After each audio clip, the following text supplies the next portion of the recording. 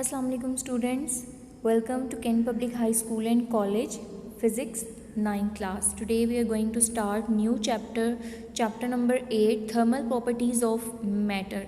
Thermal means something related to heat and properties of matter means कि हम इस chapter में देखेंगे कि अगर हीट अप्लाई की जाए तो मैटर की क्या प्रॉपर्टीज़ हो सकती हैं. ठीक है.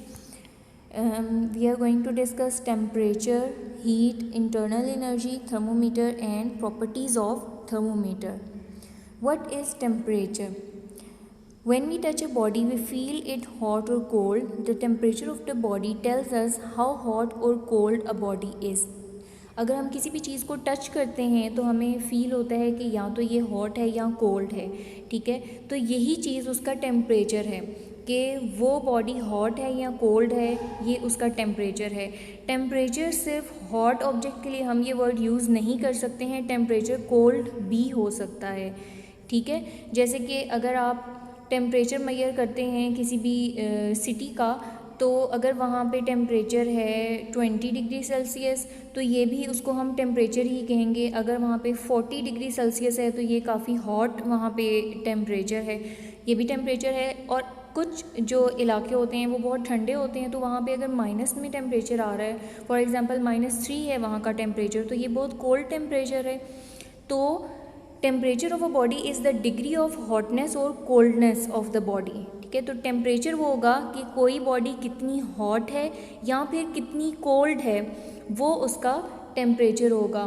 For example a candle flame is hot. ठीक है.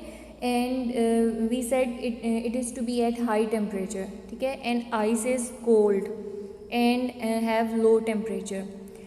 और इसी तरीके से अगर हम देखें कि अगर हमने आइस को मेल्ट होने से अगर हमने उसको बचाना हो, ठीक है, आइस अगर हमारे पास एक आइस क्यूब है, अगर हमने उसको मेल्ट होने से बचाना हो तो हम उसको कवर करके रखेंगे बाहर. अगर हमने उसको फ्रिज से बाहर रखना है तो हम उसको कवर करके रखेंगे. ठीक है. उसके ऊपर कोई कपड़ा डाल देंगे या फिर उसे किसी बॉक्स के अंदर रखेंगे कि ये उसको थोड़ा सा टाइम लगे, क्योंकि अगर वो बाहर डायरेक्ट कॉन्टेक्ट में होगी हीट के साथ तो वो बहुत जल्दी मेल्ट हो जाएगी. ठीक है. तो हम उसका थर्मल कांटेक्ट कम कर देंगे बाहर के एटमॉस्फेयर के साथ. हम उसे किसी बॉक्स में रख देंगे या फिर किसी फ्लास्क में रख देंगे. ठीक है. या फिर उसके ऊपर कपड़ा डाल देंगे. आपने गर्मियों में देखा है कि जब बर्फ़ बाहर जो पड़ी हुई होती है, जो बेच रहे होते हैं, उन्होंने भी उसके ऊपर मोटा सा कपड़ा डाला हुआ होता है ताकि डायरेक्ट उसका इन्वायरमेंट के साथ कांटेक्ट ना हो और वो जल्दी मेल्ट ना हो जाए. ठीक है. तो टेम्परेचर को हमने मेंटेन करने के लिए उसको सराउंडिंग से बचाया जाता है. Next is heat. Heat is the energy that is transferred from one body to another body in thermal contact with each other as a result of the difference of temperature between them. अब अगर हम heat को देखें तो heat जो है वो energy transfer को कहते हैं. एनर्जी जो एक बॉडी से दूसरी बॉडी में ट्रांसफ़र होती है थर्मल कॉन्टैक्ट के थ्रू. अभी हमने थर्मल कॉन्टैक्ट देखा कि कोई भी बॉडी अगर उसका टेम्परेचर कोल्ड है, अगर वो बाहर के इन्वायरमेंट के साथ उसका कांटेक्ट होगा तो वो हॉट होना शुरू हो जाएगी. ठीक है. तो हीट भी वही है कि ये हीट ट्रांसफ़र होना शुरू हो गई है from hot object to cold object या फिर कोल्ड से हॉट में. ठीक है. जब वो थर्मल कांटेक्ट में आए हैं तो ट्रांसफ़र ऑफ एनर्जी जो होता है वो हीट होती है. ठीक है. और ये होता क्यों है? अगर टेम्परेचर डिफरेंट हो. इसकी एग्जांपल हम ले सकते हैं कि अगर आप एक चाय का कप रखते हैं, ठीक है, उसका टेम्परेचर होता है हॉट. ठीक है. अगर आपने हॉट वो रखा है गर्म चाय का कप, थोड़ी देर के बाद आप देखते हैं कि वो ठंडा हो गया है. तो वो क्यों होता है? क्योंकि वो सराउंडिंग जो थी उसके साथ कांटेक्ट में था और जो टेम्परेचर ज़्यादा था उसने अपना टेम्परेचर कोल्ड टेम्परेचर में ट्रांसफ़र कर दिया है. ठीक है. और अब वो चाय जो है वो ठंडी हो गई है और उसका जो टेम्परेचर था, उसकी जो हॉटनेस थी, वो इन्वायरमेंट में ट्रांसफ़र हो गई है. ठीक है. तो दो बॉडीज़ जिनका टेम्परेचर डिफरेंट होता है उनमें हीट ट्रांसफ़र होती है. ठीक है. और हीट जो है वो फॉर्म ऑफ एनर्जी है. What is internal energy of the body? हम ऑलरेडी देख चुके हैं काइनेटिक एनर्जी और पोटेंशियल एनर्जी के बारे में. ठीक है. Kinetic energy is the energy that is from moving object. ठीक है. मूविंग ऑब्जेक्ट से जो एनर्जी आती है वो काइनेटिक एनर्जी होती है. और जो एनर्जी स्टोर होती है हाइट की वजह से, ठीक है, पोजीशन की वजह से उसको हम पोटेंशियल एनर्जी कहते हैं। तो इंटरनल एनर्जी किसी भी बॉडी की क्या होगी, जैसे इंटरनल का मीन्स है कि उसकी अंदर की एनर्जी, ठीक है। तो sum of kinetic energy and potential energy associated with atoms, molecule and particle of the body is called internal energy. तो कोई भी ऑब्जेक्ट है हमारे पास, कोई भी एक मैटर का पीस है, उसकी इंटरनल एनर्जी क्या होगी, उसके एटम्स या उसके मॉलिक्यूल्स की total kinetic energy plus potential energy, ठीक है। उसकी जो मूवमेंट की वजह से जो उसमें एनर्जी स्टोर हुई हुई है और जो उसकी पोजीशन की वजह से उसमें एनर्जी स्टोर हुई हुई है, ये सारी की सारी हो जाएगी उसकी इंटरनल एनर्जी, ठीक है। यानी कि उसके अंदर जितनी भी टोटल एनर्जी है वो हम उसको कहेंगे internal energy. Now what is thermometer. Thermometer के बारे में आप लोगों ने सुना हुआ है, ठीक है, जिसे हम अपना टेम्परेचर मैयर करते हैं। A device that is used to measure the temperature of a body is called thermometer, ठीक है। अब थर्मोमीटर को देखते हैं कि ये क्यों हम लोग इससे टेम्परेचर मैयर कर सकते हैं, ठीक है। सम सब्सटेंसेस है property that changes with temperature. कुछ सब्सटेंसेस ऐसे होते हैं जो टेम्परेचर के साथ उनकी प्रॉपर्टीज़ चेंज होती रहती हैं। Substances that show a change with temperature can be use as thermometric material. और जो सब्सटेंसेस टेम्परेचर के साथ जिनमें चेंजेस आते हैं, उनकी प्रॉपर्टीज़ चेंज होती है, उनको हम थर्मोमेट्रिक मटेरियल के तौर पे यूज़ कर सकते हैं, ठीक है। कोई भी ऑब्जेक्ट है, जब हम उसका टेम्परेचर, उसको हम लोग हीट प्रोवाइड करते हैं और उसका टेम्परेचर अगर इंक्रीज़ होता है तो उसकी प्रॉपर्टीज़ चेंज होना शुरू हो जाती हैं। तो ऐसे मटेरियल को हम थर्मोमेट्रिक डिवाइस में भी यूज़ कर सकते हैं, थर्मोमीटर में भी यूज़ कर सकते हैं, उसको हम थर्मोमेट्रिक मटेरियल कहते हैं। For example, some substances expand on heating, some change their color, some change their electric resistance, etc.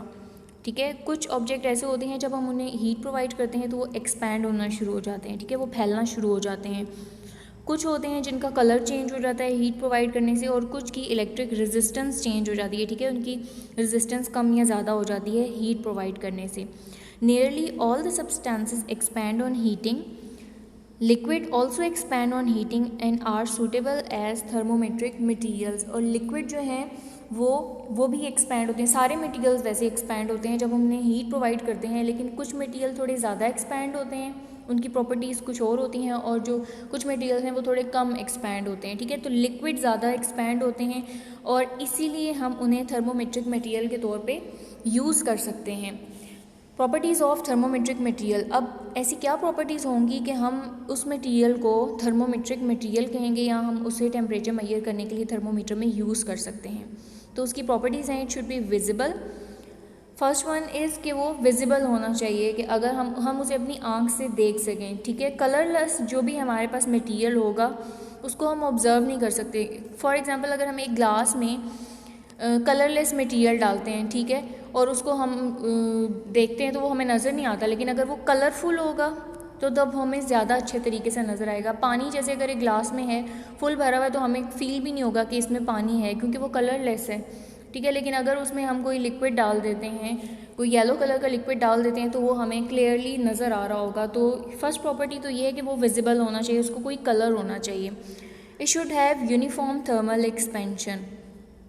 Uniform thermal expansion उसकी होनी चाहिए, मींस कि अगर उसको हम टेम्परेचर, जितना हम उसे टेम्परेचर प्रोवाइड कर रहे हैं वो एक जैसा यूनिफॉर्मली उसमें एक्सपेंशन होनी चाहिए, ठीक है। यानी कि अगर हम उसको 5 डिग्रीज इंक्रीज़ कर रहे हैं तो उसकी एक्सपेंशन भी 5 डिग्रीज या 4 डिग्रीज होगी। फिर नेक्स्ट 5 डिग्री हम टेम्परेचर इंक्रीज़ करेंगे तो उसकी एक्सपेंशन दोबारा 4 डिग्रीज होगी, ठीक है। नेक्स्ट 5 पे दोबारा 4 डिग्री वो इंक्रीज़ करेगा। तो इसका मतलब है कि यूनिफॉर्म थर्मल एक्सपेंशन होनी चाहिए। जितना हम टेम्परेचर डिग्रीज़ के लिहाज से इंक्रीज़ कर रहे हैं उतनी ही उसकी एक्सपेंशन भी इंक्रीज़ होनी चाहिए।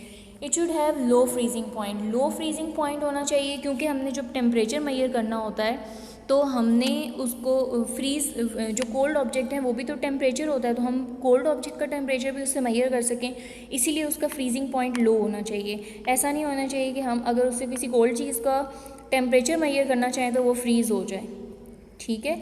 अगर किसी भी ऑब्जेक्ट को हम थर्मोमेट्रिक मटेरियल में यूज़ कर रहे हैं और उसका जो फ्रीजिंग पॉइंट है वो है 1, ठीक है, तो अगर हम उसको -3 वाला ऑब्जेक्ट को मैयर करने के लिए थर्मोमीटर को उसमें डालेंगे तो वो तो फ्रीज़ हो जाएगा और हमें पता ही नहीं चलेगा कि उसमें एक्सपेंशन और नहीं होगी क्योंकि वो फ्रीज़ हो चुका है। It should have high boiling point, इसी तरीके से उसका बॉइलिंग पॉइंट भी हाई होना चाहिए, मतलब कि हम ज़्यादा हॉट ऑब्जेक्ट का टेम्परेचर भी उससे मेजर कर सकें। It should not wet glass, और जो थर्मोमेट्रिक मटेरियल है वो ग्लास को वेट नहीं करना चाहिए उसको, यानी कि वो ग्लास के साथ, जैसे अगर हम ग्लास में पानी डालते हैं तो अगर हम पानी ग्लास से निकाल भी दें तो हमें पता चल रहा होता है कि इसमें थोड़ी देर पहले पानी डाला गया था, ठीक है। यानी कि थोड़े बहुत पानी के जो मॉलिक्यूल्स हैं, पार्टिकल्स हैं, वो साथ उसके लगे हुए होते हैं ग्लास में, ठीक है। तो मटेरियल ऐसा होना चाहिए कि अगर हम उसको ग्लास से वापस किसी और चीज़ में डाल दें तो तब भी ग्लास वेट नहीं होना चाहिए। It should be a good conductor of heat, good conductor होना चाहिए क्योंकि जब उसे हीट मिलेगी तो ही वो एक्सपैंड होगा।